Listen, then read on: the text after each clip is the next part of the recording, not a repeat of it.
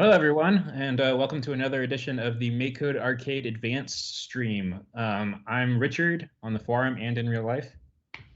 I'm Daryl at Darzoo on the forum. I'm Joey at JWonderl on the forum. I'm Shannon at Shakao on the forum.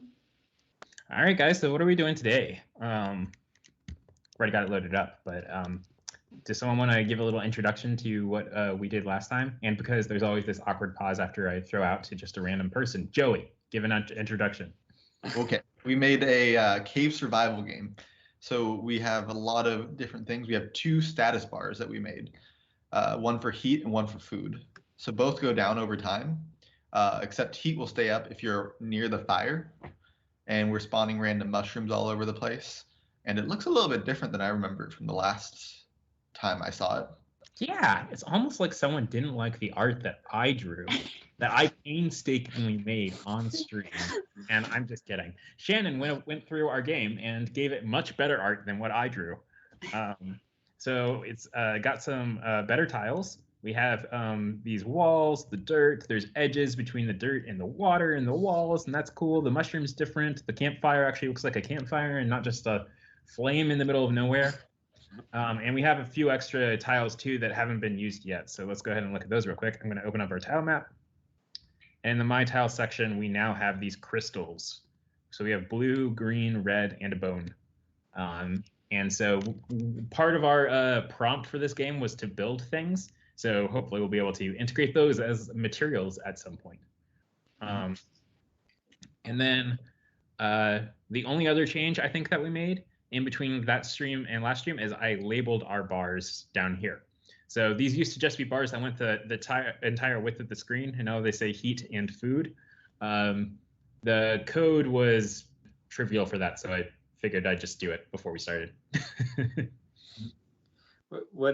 did you do it? So I just made a sprite that says heat and food. I wrote out the letters. Okay, with a picture. And then I just put it down there by the bars. Great. All right, cool. So you might be a little lost if you're coming into this stream, just because this is a game we started on last Friday. So hopefully that if you're following along live, though, will there still be a lot that you can catch on to. If you have any questions, please post them in the chat. I'm sure one of us is looking at it. Yeah, so we're just going to keep building up this game. So what are the things we still have to do? Lose the game. And right True. now you're out of food and you're just fine. Yeah. So that's one thing. Adding an end condition. What else? I'll go back to our game prompt. Building things. Yep. So we need to have some sort of crafting, and I don't think we're going to get too deep with this, just because we're not making Minecraft here. We're making a much smaller game. But I was thinking about this a little before the stream, and what if the point of this game is, because we also don't really have a win condition, and just trying to keep things manageable. What if the point of this game was just to find all of the materials to build something, and then when you build it at the end, it is just the end of the game? So sounds good. Use crystals to power a rocket ship. Yes, that's true. Rocket ships are powered by crystals. You can use crystals to build yourself a new body to inhabit. And then The trivial. That's something too. I'm still a little curious about where the rocket ship that Joey mentioned is coming from. I just want to fly off from the space cave. I've decided this is a space cave because there's crystals. What? There are crystals in real caves? Yeah, but those are cool crystals. Okay, sorry. Lavar Caverns or whatever. Not cool enough. Okay, so real quick, let's go ahead and do our lose condition. And then I should also mention that these guys already know what I'm talking about, but I had an idea before the stream, and we're going to code that up too to give it a little more ambiance for the game. So I think we already have an on-game update somewhere. Maybe we don't. Just every. Yeah, so we have a few intervals, but we don't have one just going every frame. And so I'm going to create a new on-game update loop, and we can use that to check our win condition. And let me zoom in here so that people can actually see what I'm coding. All right, so I have this on-game update. We have these 2 bars for heat and food. And if we look at the variables real quick, we can kind of point out what those are. So we have the warmth percent and the hunger percent. And those are actually kind of deceptive names. It's actually like, they are percents, but it's not measuring hunger, it's measuring how much food you have. So when you go to 0, that's when the game would end. Same thing with the warmth. When the warmth goes to 0, that's when the game will end. So we have these 2 test cases that we want to kind of check against. And I'm going to break them out too so that we can give little messages telling you why you lost the game. So I'm going to go into logic and I'm going to grab out an if-else statement. Put this in here. And I'm going to add 1 clause and get rid of this else. And I'm going to go get a comparison block and put it in here. And go to variables. And first, let's check warmth. So if warmth percent is less than or equal to 0, we want the game to end. So if I grab a game over, put that in here, and Probably want to mute. good idea. So anyone who's used Arcade before knows that our game over makes a wonderful sound that's very loud. And just for the purposes of the stream, I'm going to mute it so that we don't have to listen to it every single time we lie. So this is going pretty slowly right now. I'll probably just keep coding. Just trust us. When the warmth percent goes to 0, when this bar is all the way to the left, it will do game over. So what's a good message to say? I'm going to use the splash block to show a message.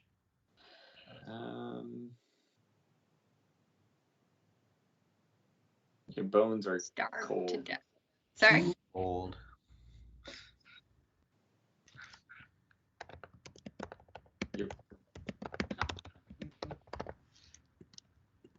Something like that?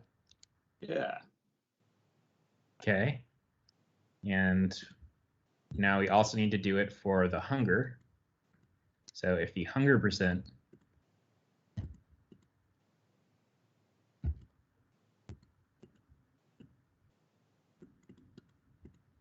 goes down,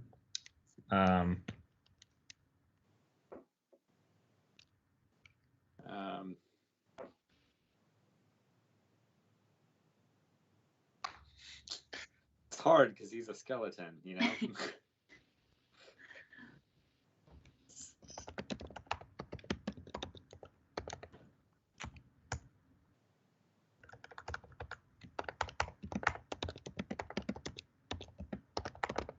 Yeah, like that. I like that.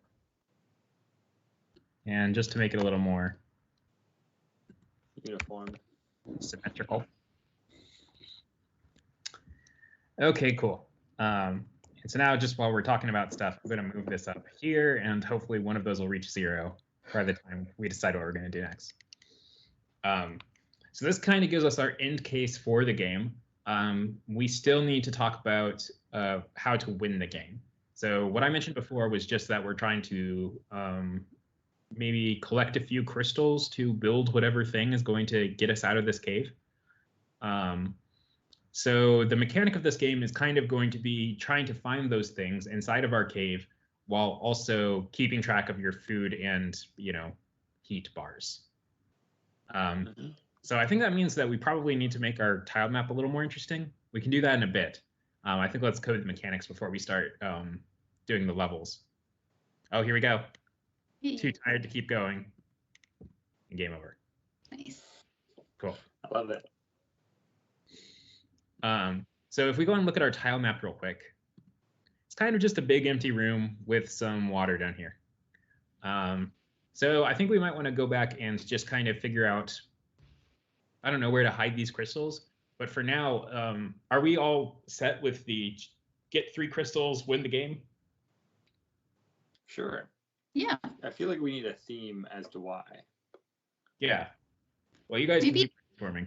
when you get each crystal, you can get some text that'll build whatever narrative of the thing. Mm-hmm. Maybe you're slowly reclaiming your soul. Okay. I don't know if that's a metaphysical statement I'm willing to make.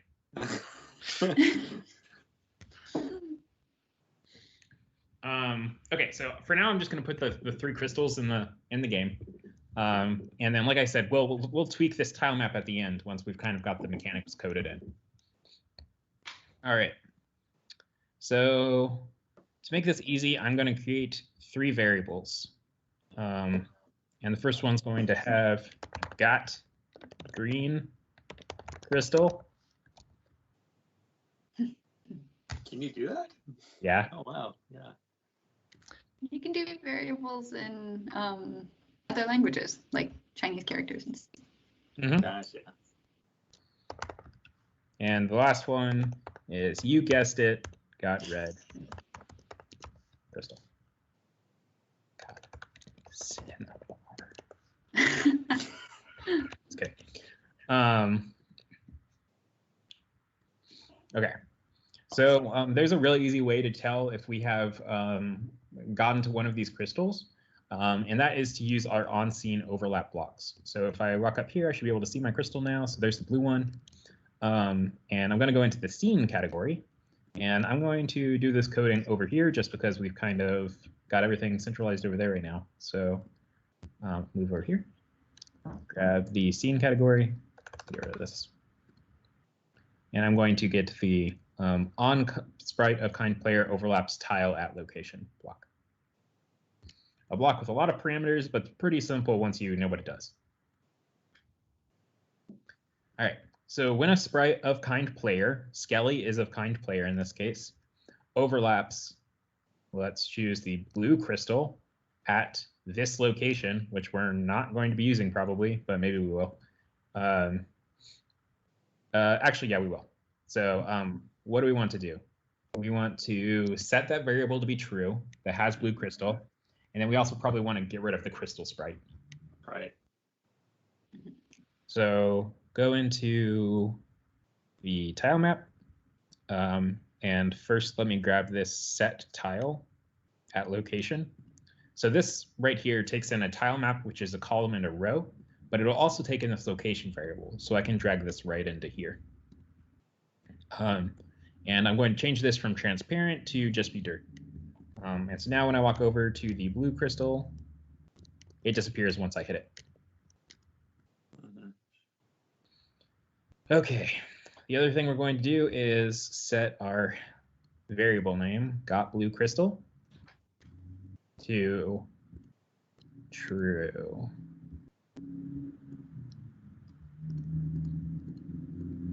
Nice. Cool.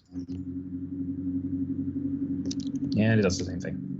All right, so let's duplicate this a few times.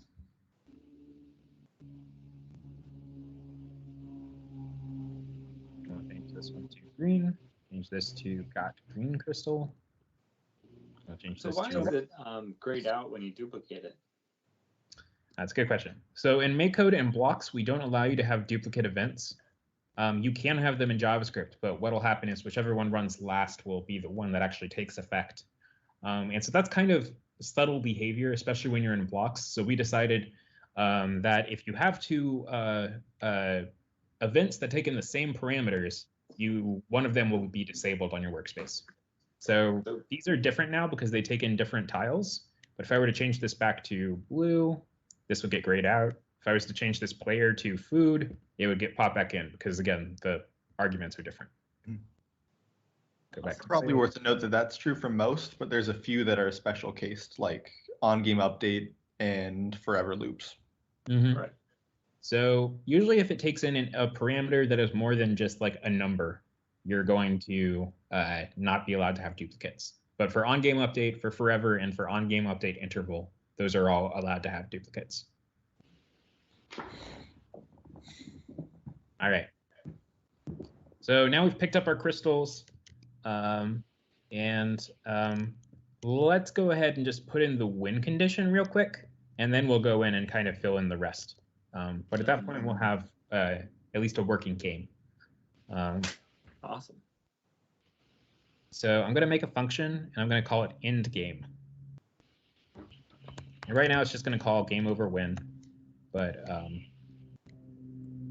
I'm going to be reusing it, so I'm going to put it into a function.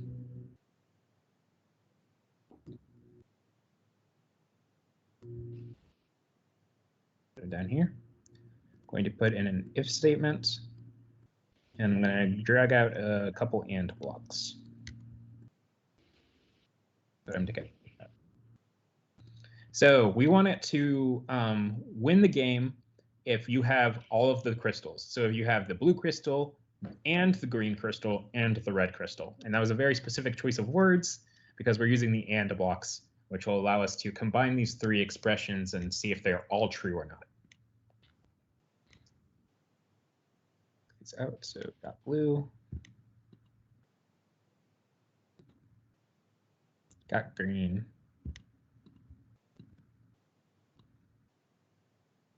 Got red. Put it in there. And we'll just choose game over win. And if we have an idea for a message or something to show, we can do that too.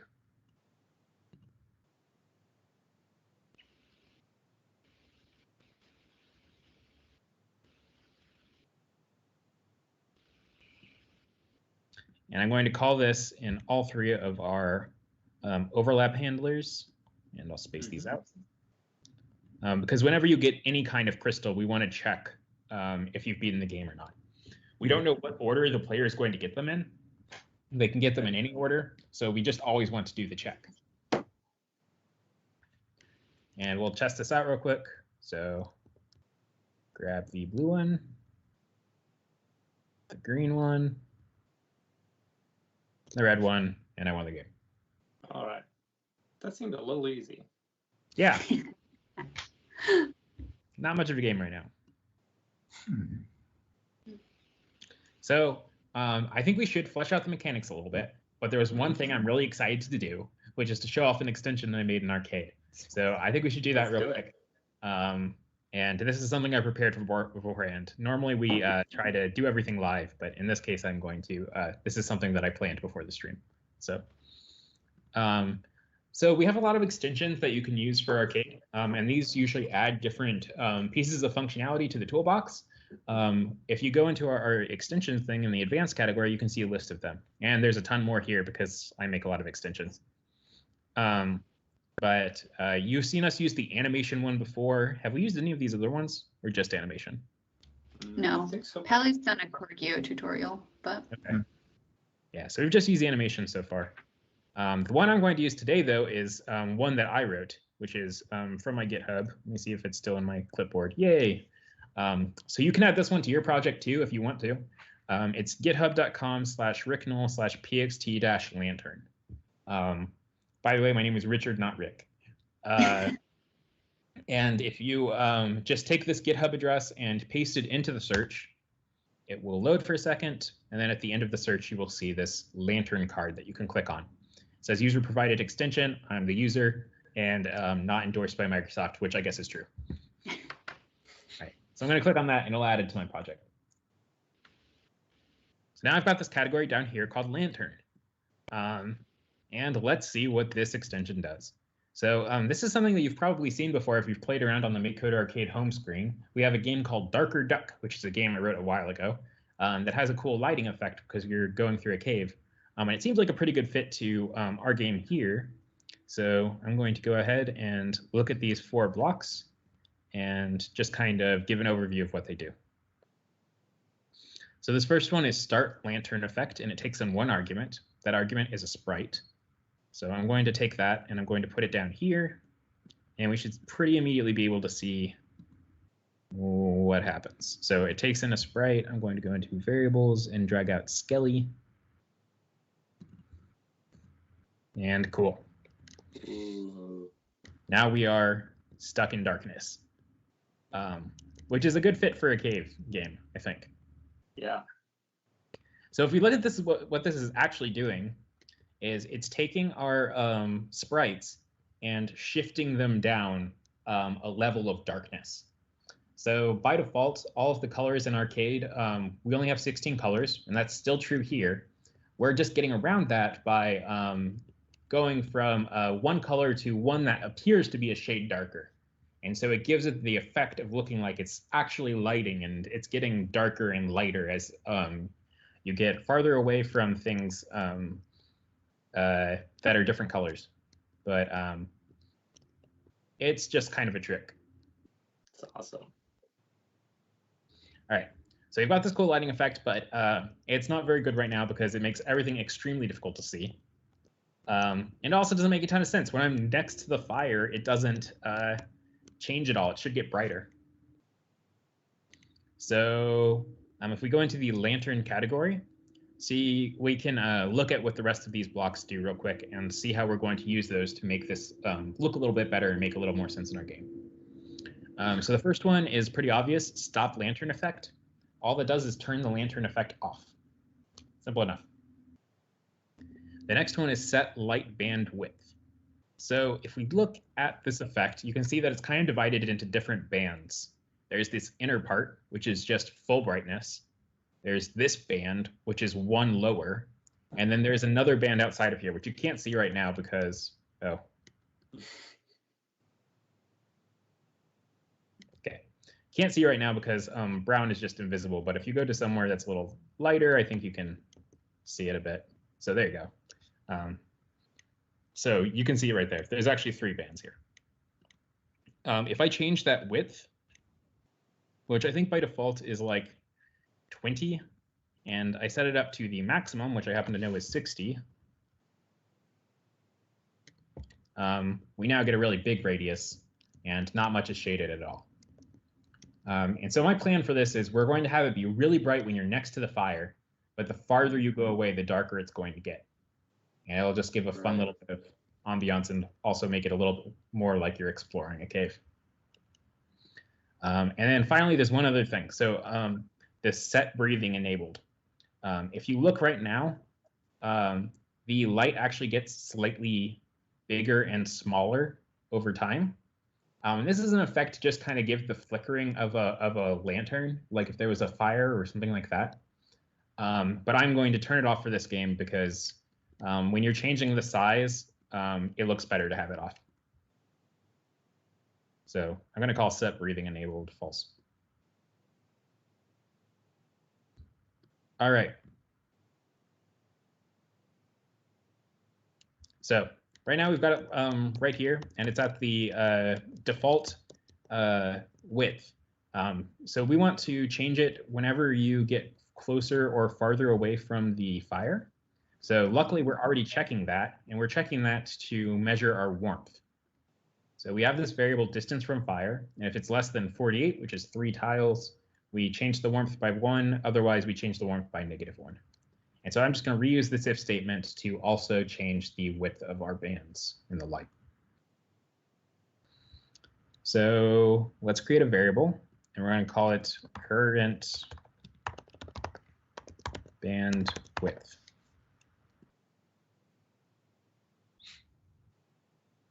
And we're going to set current bandwidth to be, if the distance is less than 48, which means we're close to the fire, the bandwidth is going to be the maximum, which is 60. I just happen to know what the maximum is because I wrote this extension. If you go above 60, it's going to start looking weird. So it doesn't handle that for you.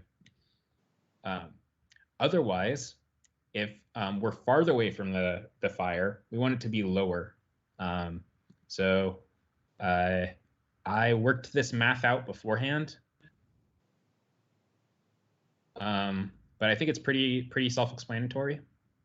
So I'm going to do the maximum bandwidth, which is 60, and I'm going to subtract the distance from fire divided by, whoops, other way. Get in there. All right.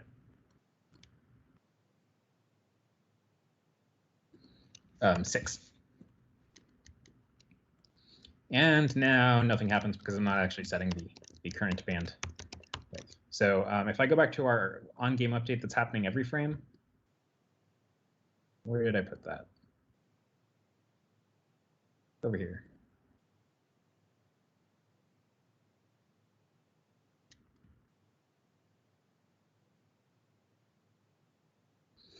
And I'm going to call the lantern effect, and I'm going to call set light bandwidth. And we're going to set it to current bandwidth. And let's see how this looks.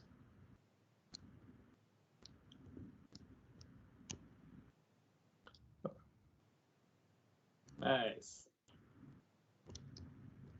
Yeah, so now it looks pretty good. When we're close, it's nice and big. When we're farther away, it's getting much smaller. And I'm wondering, should it go even a little smaller than this, do you think? Good. Let's make it divided by, so smaller numbers will make it smaller because we're subtracting this. So if I change it to 5, see how that looks. I like it. Cool. And we're also getting a little bit of errors right here, if you see.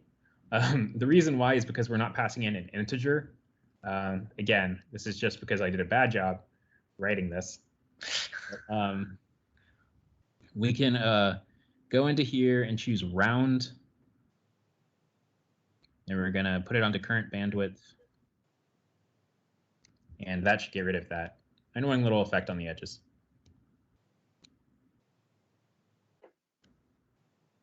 Nice. Cool. So this is great, but it's a little jerky right now. And so one way we could fix that is just by, the reason that's happening is because we only run this logic every 500 milliseconds. But I want to keep this logic here, and I don't want to be calculating the distance from the fire in 2 places.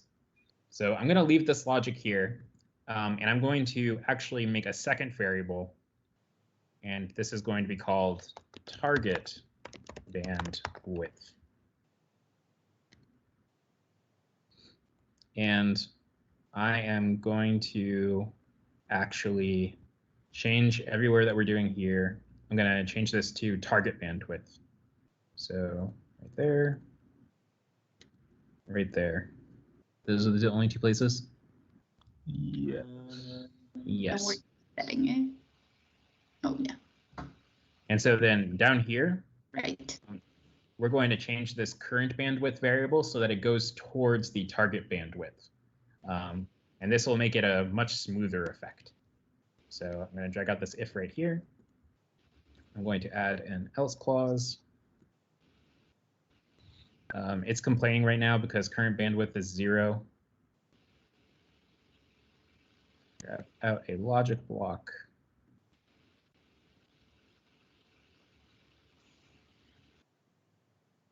There, duplicate this one.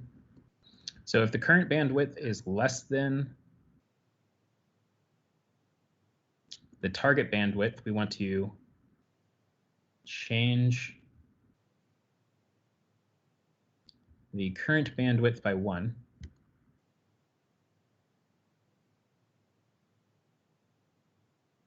Otherwise, the opposite is true. If the current bandwidth is greater than the target bandwidth, we want to change it by -1.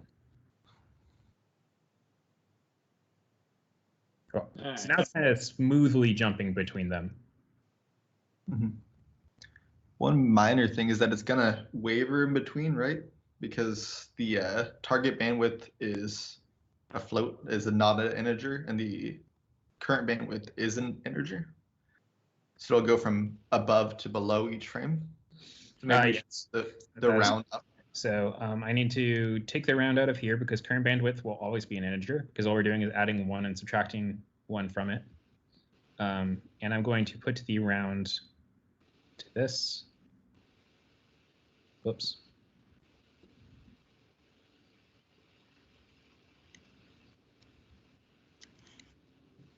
And that'll fix the problem Joey mentioned. Nice.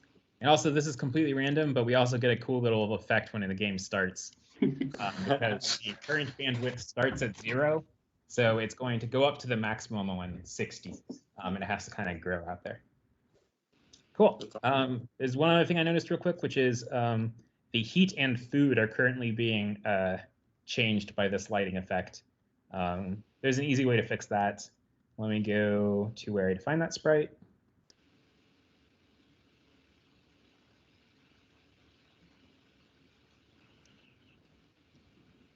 And we just need to set the bar labels Z to something really high. The lighting effect happens at the Z depth of 91. So. Okay. Yeah. Should have guessed that number. Yep. It'd be really great if this extension was documented by someone. Maybe the author. All right, cool. So this concludes our little lighting adventure, and we can go back to doing the actual game mechanics now. I just thought this would be a cool thing to kind of port to this game. Yeah. All right. So I see two ways we can kind of finish this up. One, we need to have some sort of challenge as to finding the crystals. And I think the easiest way to do that would just be to design a tile map that's a little more interesting to explore. And we already have these two kind of ticking timers. So you'll have to kind of just manage your resources while you're searching for these things that you don't know the location of. And then the other idea was maybe we should tell them something about the crystals so that they know to get them.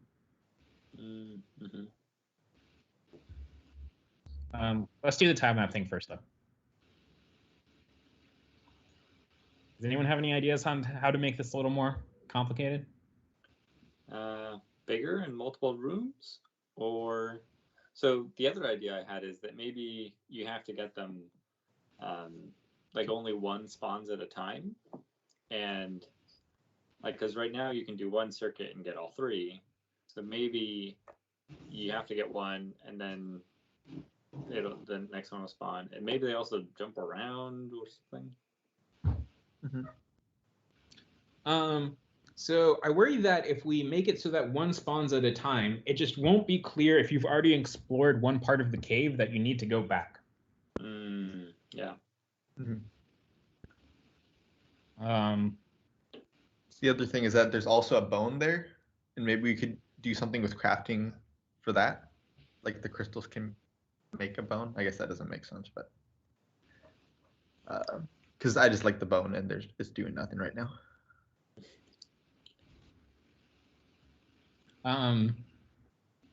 Yeah, we could definitely kind of pursue something to do with that. I guess if you do have any ideas. I mean, I guess it would just be like, instead of ending the game when you get all three crystals, it tells you like, hey, something new came into existence. You use the magic to spawn a bone.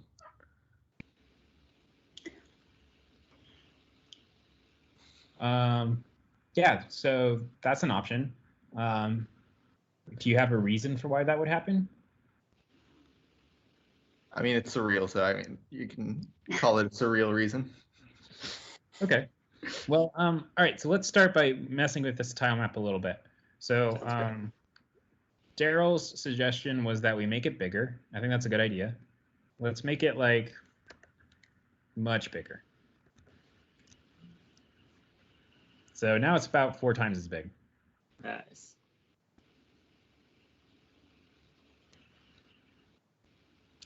And I think it's a good idea to put the fire in the center. Oh, you missed a column. Yeah. So we'll kind of move this into the center of our tile map. And I think it might be good to have a little themed adventure for each of these 3 crystals. So one of them could be in a maze. And that would be fun. And let's do that one first, because that was the first idea I had.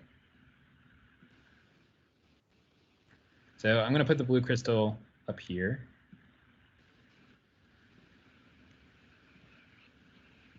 rid of right there.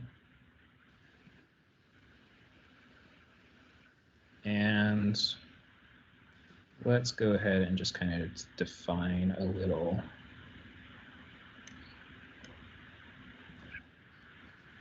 region.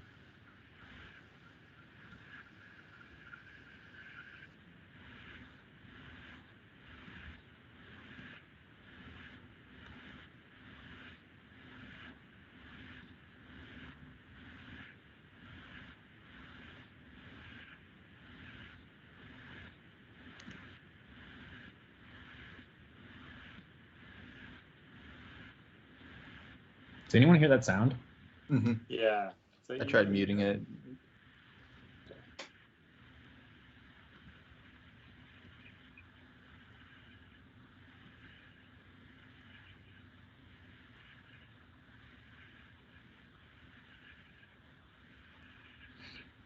All right, and I'm just going to,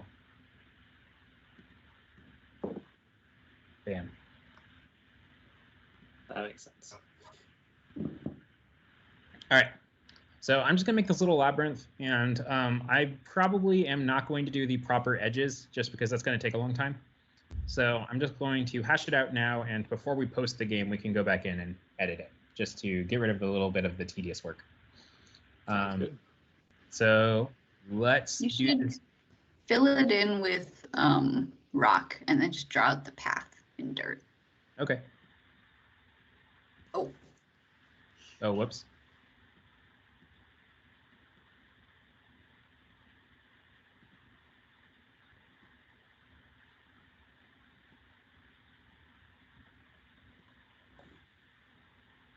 Probably do that rock.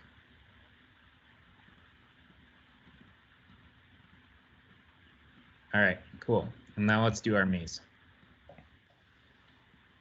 So I'm just gonna wing this. Have some branches.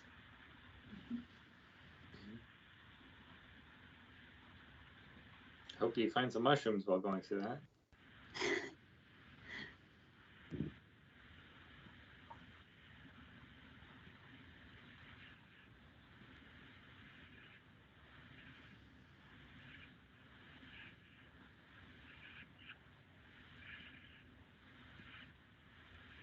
All right, cool. So that's a okay maze, I think. Mm-hmm. Should I do anything more than that, or you think that's good for now? I think that's good for now. All right, We cool. have 2 others to make, I guess.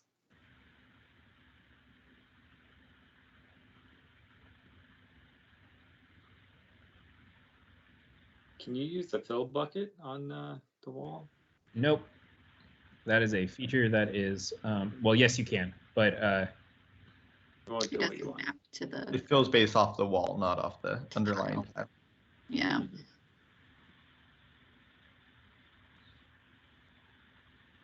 all right. You guys talk about things while I'm doing this. So are we doing mazes for all of them, do you think? Well, Or I don't think so. I think we should have different things. So okay. I think we're gonna have to add some mechanics then. okay. So Oh, what I are some think- ideas for that? So like you could have to cross a lake or something. Mhm. Or dodge things, or Dodging things sounds like a easy-ish mechanic. I think one of them could just be very simple. It's just like in the open. like a just starter so- one. Yeah, you kind of get a freebie.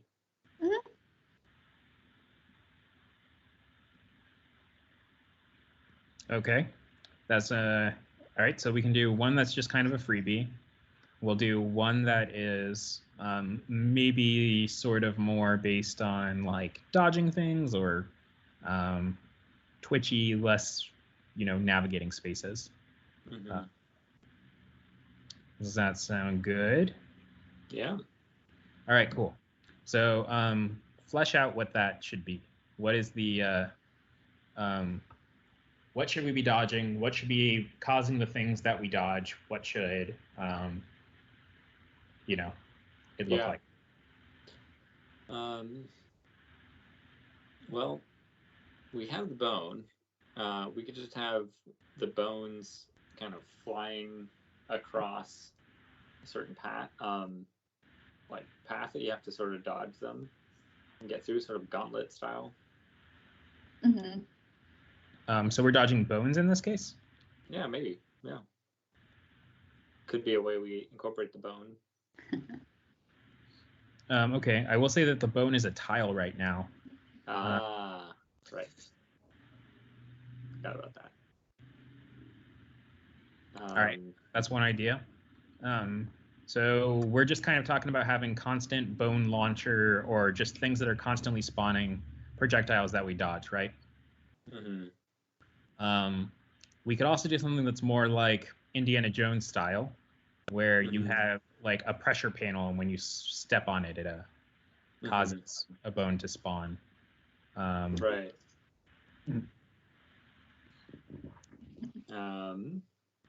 Let's see. We could also. I like the idea of like having to unlock things, or like there's like ground tiles that are slightly different from other ground tiles, and if you step on them, bad things happen or something. Okay. Oh no, I caused a bug. Oh yes, I know why. Oh, we're spawning in the. Well, so I think we need to set, because we can now go much farther away, we need to set a minimum bandwidth. And so I'm going to go into map, and I'm going to choose a max block. And we'll set it to 5. And this way it'll never go below 0. Nice. Wow. And right now Skelly is going way off into the distance. Total darkness. I think we're also going to be spawning like in the middle of a wall, though. Yeah. So let's move Skelly to the new spawn location, which if I go back to our tile map and figure out like right there, 32, 33.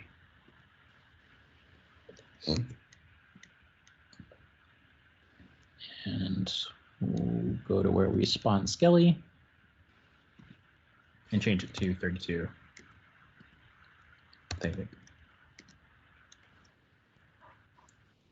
Cool. Now let's go check out our maze, which I think is going to be pretty much impossible right now. Got a mushroom. Okay. Oh. Wrong way.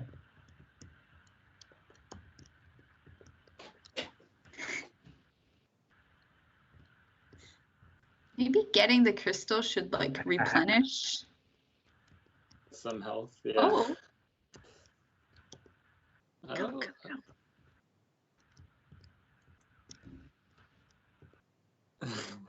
Man, you really got foiled by your own maze. Mushroom. He's going back up. Your food is. That food. Yeah. Definitely need to spawn more food because we have a much larger area now. Oh yeah, we have more dirt. Or I guess we don't have that much larger. Yeah, but I think we needed to spawn more food to begin with in our original area. Yeah, so I have some ideas on how we could maybe make that spawning better, but for now, let's just go ahead and change it to be faster. So we'll do 1 second. So that'll be 5 times as many mushrooms.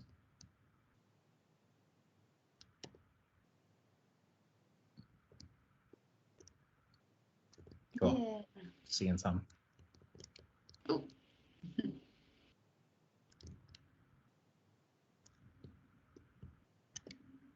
Awesome. Nice. Okay, now I got that. We got a maze. All right. So for the next one, let's do up here, we'll do green. Should this one be the freebie? Sure.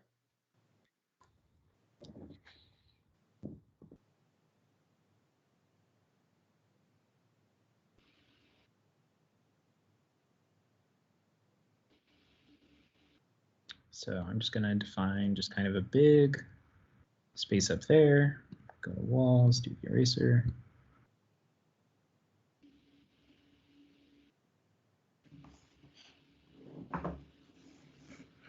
So then for the last one, where did we end up? Things that like appearing and you have to dodge them.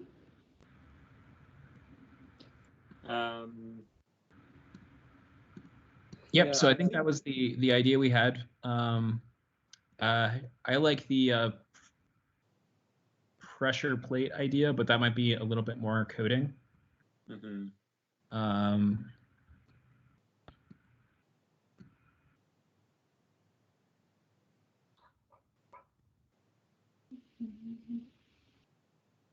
Yeah. Yeah, that was my thinking. I think with projectiles, we could just use spawn projectile every time interval, and then on collide, you maybe lose a bunch of energy or something. Yeah, I like taking the energy hit instead of dying. Right. Given that we have our already established way of dying. Mm-hmm.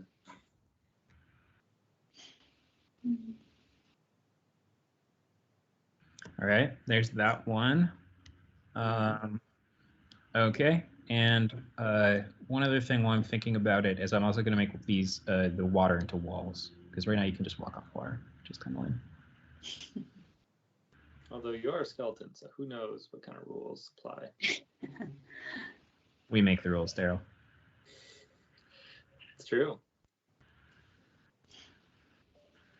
All right, cool. And you know what? I'm going to make a lake. Oh, yeah. Nice. Cool, and let's do some random patches of grass. Wait, okay, what if, I know the skeleton, the spawning bones is good, but what if it was like a crystal in the middle of a lake and you had to like pull a lever or something to like open up a path to it? Ooh, that's cool. Or I like like the bone is a lever? You could also still have to dodge things while you're getting there. I think we've got 13 minutes. I mean, I think that'll actually take less time than the other idea. Okay. All right, so we've got a lake.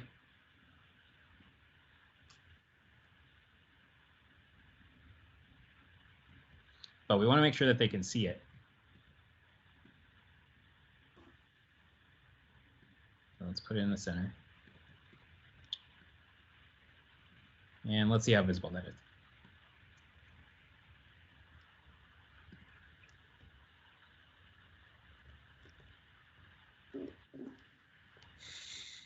Not. It's gonna need to be right on the edge there. Oh, can you just make another fire? We could do that. Nah, actually, the math wouldn't work, would it? I mean, we You could make just have to that. pick the highest. Yeah, it would just be a max. It's true. Or min, I guess. Min, distance, max heat value. Mm-hmm. All right, cool. So I'm going to get rid of the bone down there, and I'll put a bone up here.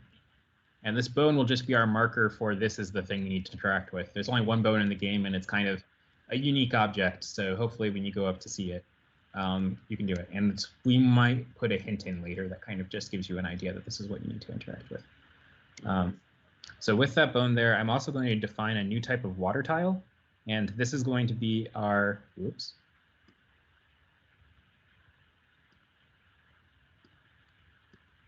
Duplicate. Probably didn't need to duplicate that. It's a solid blue tile. And this is going to be our bridge tile. The bridge that'll be formed when you get the lever. Awesome. And I'm just putting a pink dot in the middle so that we know it's different. And because I put the bone up here, here's where I will put the bridge. Does that look good? Yeah. Cool. And I'm going to go ahead and make all of this into a wall.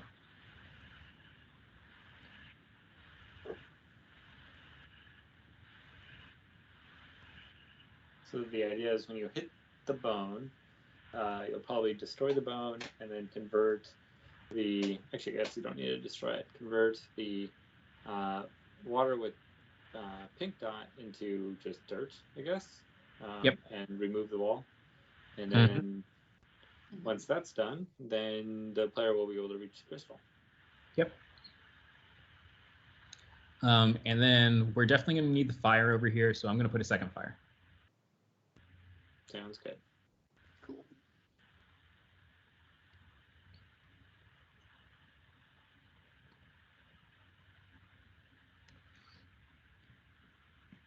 Okay, cool.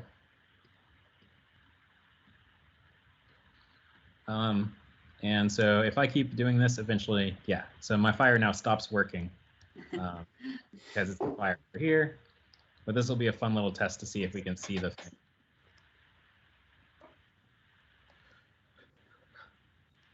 Still Nope, our pretty tricky. lake is too big. That's fine. We'll just make the lake smaller. You could also have the fire next to the bone. I think that might work. I think it might be off screen though. We're close to it. So I'll put this in a slightly more central location. Let me mark that as a wall, and I'll change this one back to dirt. Oh, whoops.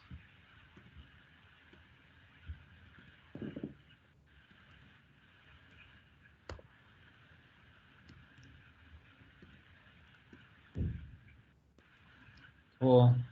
And then I'm just going to make this a little smaller. Oh, whoops, doing the wrong thing.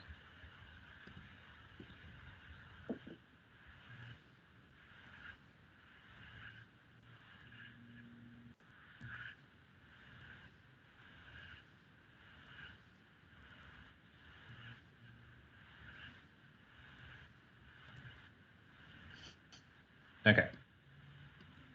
Does that look like a more reasonably sized lake?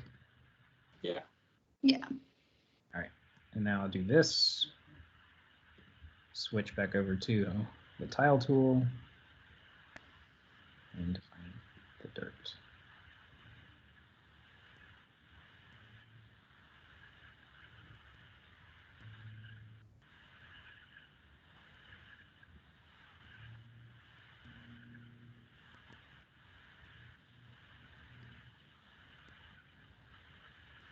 Oh, whoops.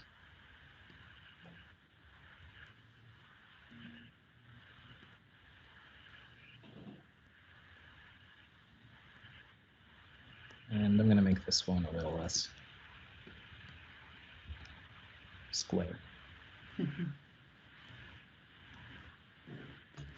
All right, now let's test that out real quick. So I'm just going to refresh until we get the fire. There we go. And this is happening because you're placing a fire sprite on top of a random fire tile. And so you have a 50% chance between this fire and the other fire being the one that actually interacts with the player, right? Yeah. All right, cool. So you kind of have to go up here to see it, but you can definitely see it this time. Yeah. So I think that's good. Yeah. Yeah. Cool. So we're running out of time here. Do we want to keep doing this game tomorrow? We can chat about it on the stream. Okay. Well, regardless of if we keep doing it tomorrow or if we keep or if we don't, I will finish it up and I'll post it on the forum. So I'll at least do the things that we talked about today. And so I think we should probably end it here though, just because we're running out of time. It's getting pretty low. So let's talk a little bit about what we did today. So we made our tile map much bigger. We added this cool lantern effect where when you go closer or farther away, it gets darker or lighter. And we also added a win condition and a lose condition. And decided on some new mechanics we're going to add. Yeah. It's quite the game. So thanks everyone for tuning in. I'm Richard at Richard on the MakeCode forum. I'm Daryl at Darzu on the forum. I'm Joey at J1Drill on the forum. And I'm Shannon at Shekcow on the forum. And thanks for tuning in. We're here every day, weekday at 1 p.m. PST on mixer.com/makecode. Thanks. Yeah.